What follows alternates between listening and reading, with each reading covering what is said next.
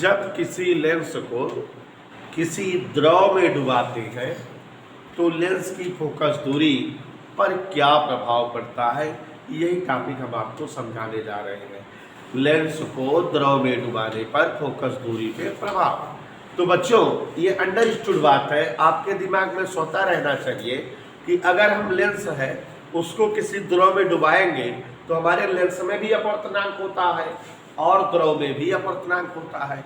तो हम स्वतंत्र हैं, लेंस को ऐसे द्रव में डुबो दे जिसका अपवर्तनांक लेंस के अपवर्तनांक से ज्यादा हो, या लेंस को ऐसे द्रव में डुबो दे जिसका अपवर्तनांक हमारे जो है लेंस के अपवर्तनांक के बराबर हो, या लेंस को ऐसे द्रव में डुबो दे जिसका अपवर्तनांक जो है लेंस के अपवर्तनांक से भी कम हो।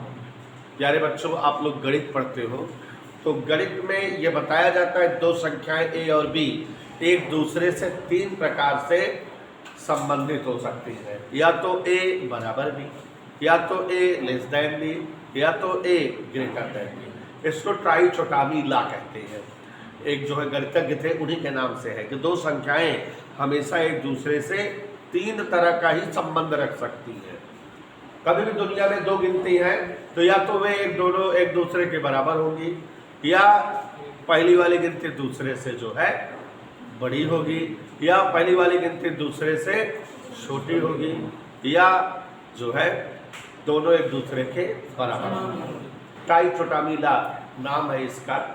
तो अब यहाँ पर हम वही अपवर्तनांक के संदर्भ में कि अगर हम किसी लेंस को किसी द्रव में डुबो रहे हैं तो या तो हो सकता है लेंस के पदार्थ का अपवर्तनांक द्रव के अपवर्तनांक के समान हो, या हो सकता है लेंस के पदार्थ का अपवर्तनांक द्रव के अपवर्तनांक से क्या हो, कम, या लेंस के पदार्थ का अपवर्तनांक द्रव के अपवर्तनांक से, यही तो हो सकता है। तो यहाँ देखिए जरा, लेंस को द्रव में डुबोने पर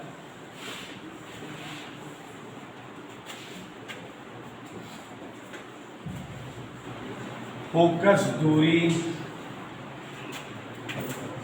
में प्रभाव। फोकस दूरी क्या हो जाएगी, घटेगी, बढ़ेगी, कोई फर्क नहीं पड़ेगा, यही सब देखेंगे। तो सबसे पहले बच्चों ये मान ले रहे हैं कि हमारे पास कोई एक लेंस है और उसके पृष्ठ की वक्रता त्रिज्याएं, एक पृष्ठ की वक्रता त्रिज्या R1 मान ले रहे हैं, एक पृष्ठ की वक्रता त्रिज्या R2, और लेंस के पदार्थ का अपवर्तनांक मान लेते हैं, लेंस हमारा कांच का बना है, लेंस के पदार्थ का अपवर्तनांक ANG, वायु के सापेक्ष कांच का अपवर्तनांक ANG, ऐसा कुछ मान लेते हैं। तो यहाँ गौर से देखिए जरा, माना लेंस के पृष्ठों की, कोई एक लेंस की कल्पना कर रहे हैं और उसके पृष्ठों की वक्रता त्रिज्याएं R1 R2 मान ले रहे हैं। पृष्ठों की वक्रता त्रिज्याएं, ध्यान दीजिएगा बच्चों, कठिन है और हम धीरे धीरे समझाएंगे। R1 व R2 है। लेंस के पृष्ठों की वक्रता त्रिज्या क्या मान ली है? लेंस के पदार्थ का अपवर्तनांक मान लेते हैं ANG है। कितना है?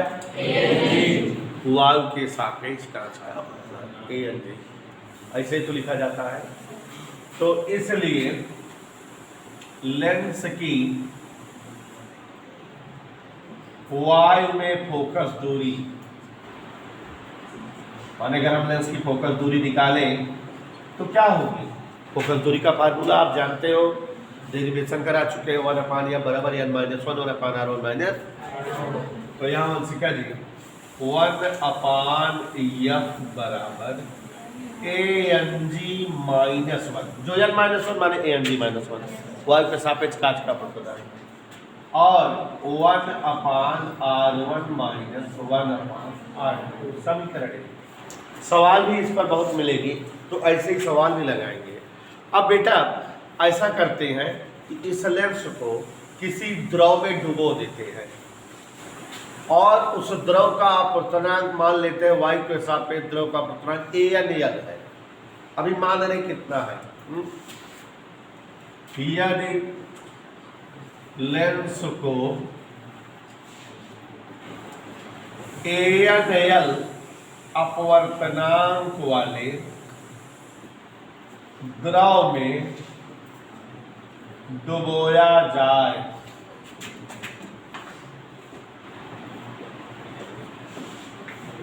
लेंस को द्रव में डुबो रहे हैं, अभी ये शर्त नहीं लगा रहे हैं कि अपवर्तनांक ज्यादा है या कम है या बराबर है, ठीक है। तो जब डुबोएंगे तो फोकस दूरी 1/FL, इसका मतलब लिक्विड में फोकस दूरी, द्रव में फोकस दूरी। यहाँ क्या हो जाएगा, ध्यान से समझिए, जैसे ये कोई बर्तन है, सबको दिख रहा है, यहाँ बर्तन में द्रव भर दिए, क्या भर दिए, और अंदर लेंस डूब गया, तो प्रकाश की किरणें किस पर पड़ेगी, पहले द्रव पर, तब लेंस पर। तो अपवर्तनांक द्रव के सापेक्ष काच होगा कि नहीं, यह LNG लिखा जाएगा कि नहीं, पहले द्रव पर पड़ेगी तब किस पर पड़ेगी, बात समझ में आ रही कि नहीं, पहले किस पर पड़ेगी, फिर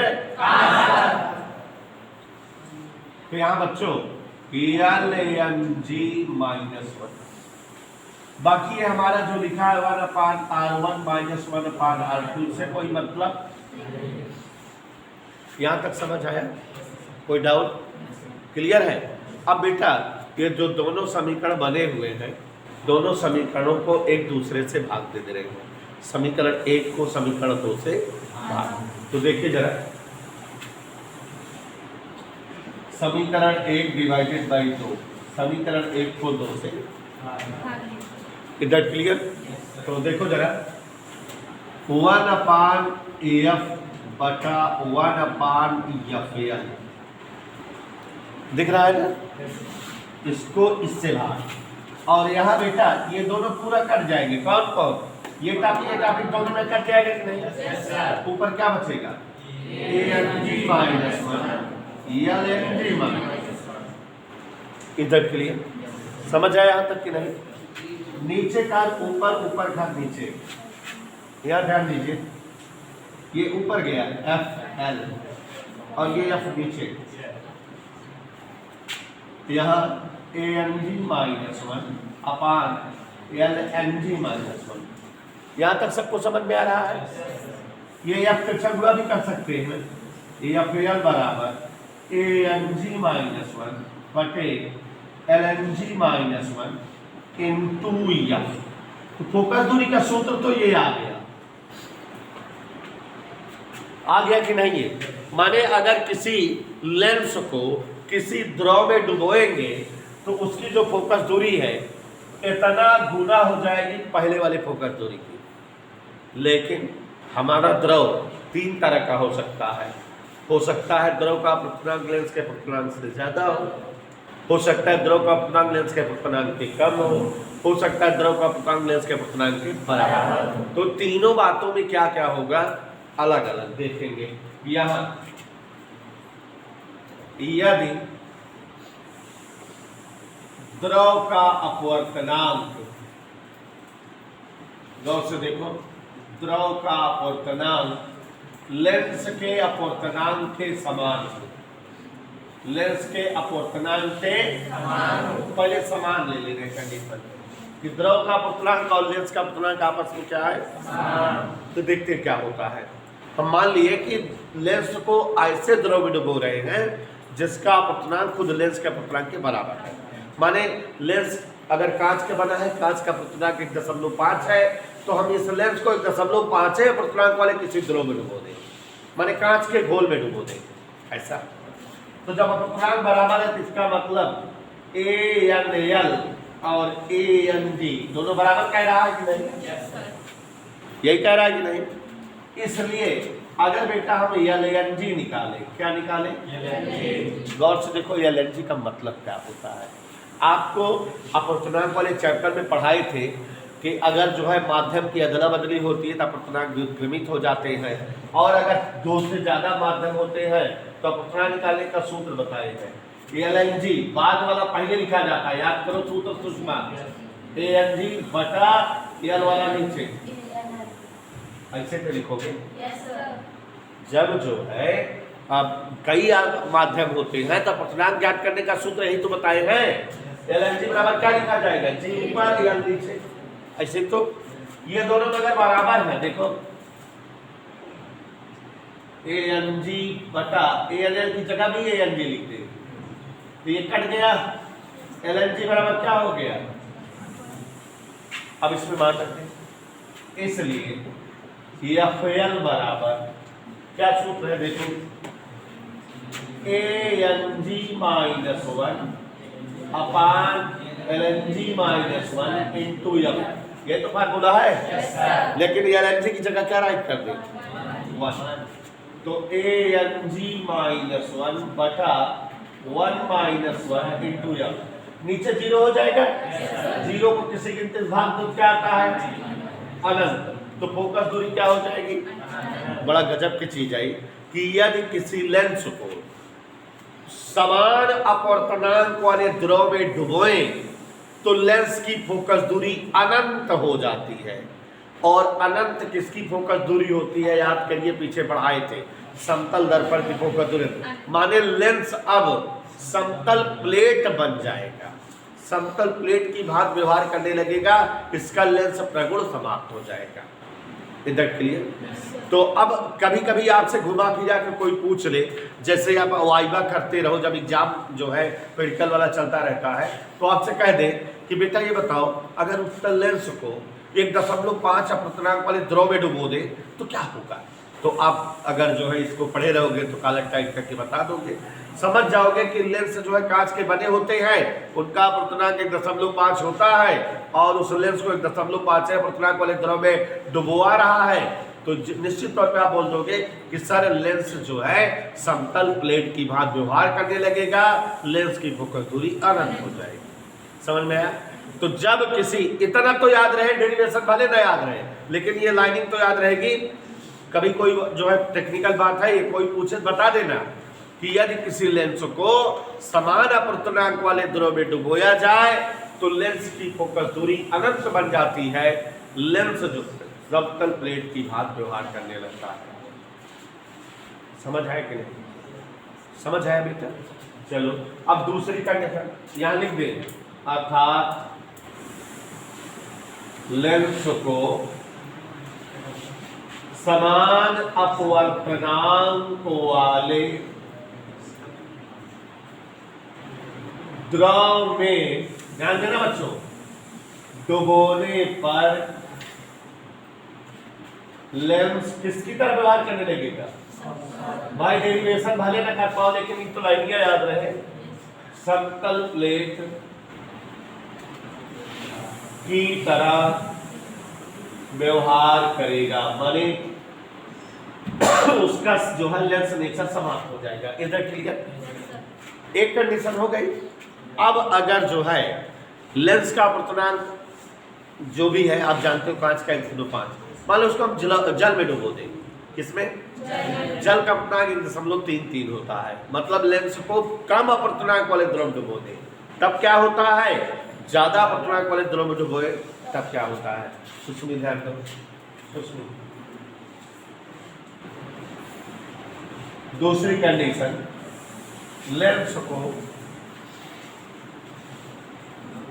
लेंस के पदार्थ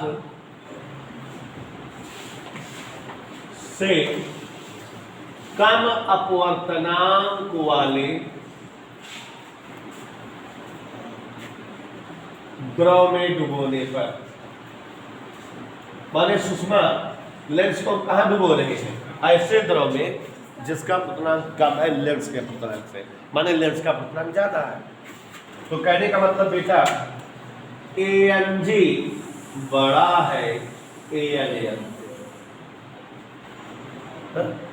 क्योंकि ANL आप कह रहे हो ANG से छोटा, कम अपवर्तनांक वाले द्रव डुबो रहे हो ना, ANG ANL से बड़ा है, दोनों तरफ ANL से भाग दे दो, किससे भाग दे दो, तो इसके नीचे ANL लाओगे तो ANG अपान ANL, और यहाँ ANL कट गया, माने नहीं चला दीजिए। अब आगे देखो, ANG को ANL से भाग दे रहे हो, ANG बटा ANL, LNG होता है कि नहीं, LNG का मान क्या है, ANG बताइए। तो LNG 1 से क्या आ गया, बड़ा आ गया। दोनों तरफ एक घटाओ, क्या घटाओ, LNG माइनस 1 0, माने LNG माइनस 1 का मान 0 से बड़ा आएगा, माने धनात्मक आएगा। LNG माइनस 1 का मान क्या आएगा, 0 से धनात्मक आएगा कि नहीं। अब इसको सूत्र में रखें, किसमें, कौन से सूत्र में, इसी में रखते। ध्यान दो, ये सब क्यों निकाले आप जाने क्योंकि इसकी जरूरत है। इसलिए FL बराबर सूत्र है ANG minus 1 LNG minus 1 into F, यही है कि नहीं। तो अब यहां पर देखो ANG माइनस 1 इंटू F, नीचे वाले का मान धनात्मक गिनती कोई आई है। LNG माइनस 1 का मान आ नहीं गया है धनात्मक, धनात्मक माने 0 से बड़ी कोई गिनती आई है। Is that clear. अब देखो ऊपर ANG माइनस 1, ANG 1 से बड़ा है तो ऊपर वाली वैल्यू भी धन आएगी और नीचे वाली भी धन आएगी। तो ये क्या आएगा ये नहीं पता, लेकिन ये धन रहेगा ये पता है। तो कहने का मतलब अगर हम लेंस को गौर से समझो, लेंस को उससे कम अपवर्तनांक वाले द्रव में डुबोए तो लेंस की प्रकृति नहीं बदलेगी। उत्तल लेंस की तरह व्यवहार करेगा, अवतल लेंस की तरह व्यवहार करेगा।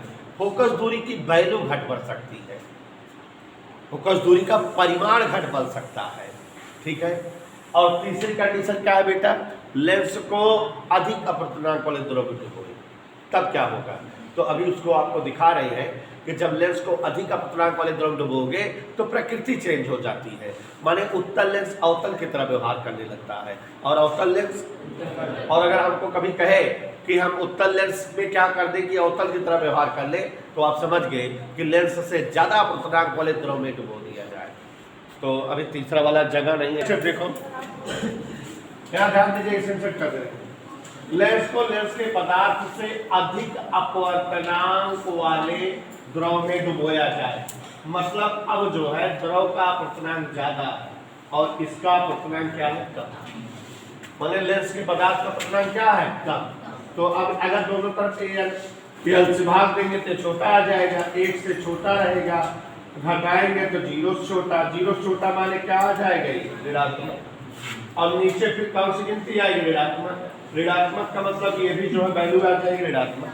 तो अगर लेंस को हम किसी ऐसे द्रव में डुबो दें जिसका जो है अपवर्तनांक लेंस के पदार्थ के अपवर्तनांक से अधिक हो, तो लेंस की प्रकृति बदल जाएगी। उत्तल लेंस अवतल की तरह व्यवहार करने लगेगा और अवतल लेंस उत्तल की तरह व्यवहार करने लगेगा।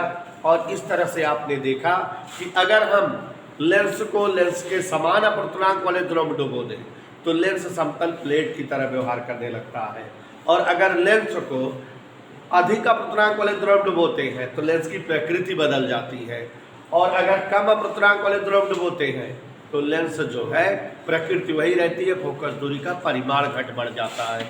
तो ये जो है